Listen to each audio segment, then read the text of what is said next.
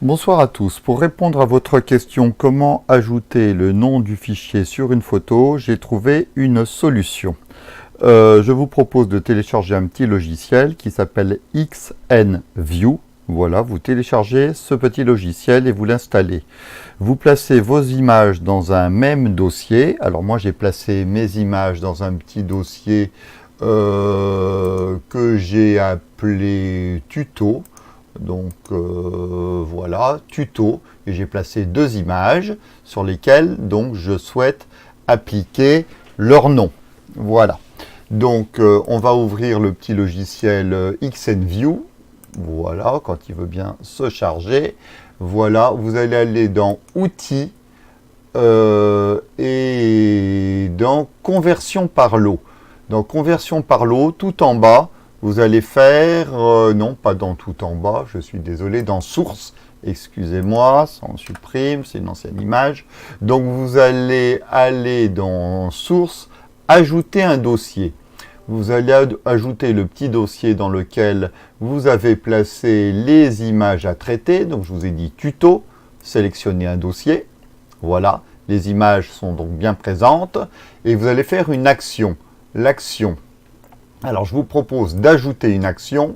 Vous allez aller dans Images, Texte. Vous allez par exemple inscrire pour choix.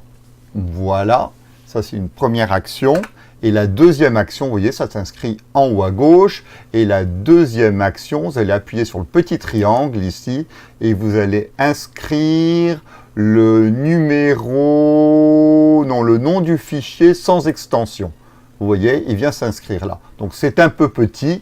Moi, je vous préconise plutôt de déjà le centrer. Ça sera déjà plus sympa. Quand il va bien vouloir, excusez-moi, centrer, c'est là, poum, poum, poum, voilà, le centrer.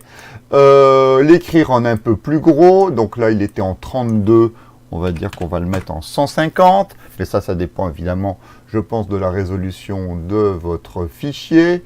La couleur, eh ben, pour que ce soit bien visible, on va le mettre en vert pomme, c'est très joli en vert pomme. Et puis ici, on peut mettre, par exemple, une opacité de 50%. Voilà. Donc, ce que vous allez faire, une fois que vous avez fait donc, ces manips, vous allez convertir vos fichiers. Donc, il va vous les convertir. Vous pouvez choisir l'endroit. Moi, je les convertis dans le même dossier. Vous fermez et vous voyez bien que vous avez les fichiers d'origine et les fichiers donc inscrits avec leur métadonnées. Donc là, en l'occurrence, on a choisi le nom du fichier. Et si vous allez donc dans le dossier, que vous cliquez, vous voyez bien que le fichier de départ, le fichier d'arrivée, le fichier de départ, le fichier d'arrivée. Voilà, ben je vous remercie pour avoir suivi ce petit tuto. Je vous souhaite une bonne soirée.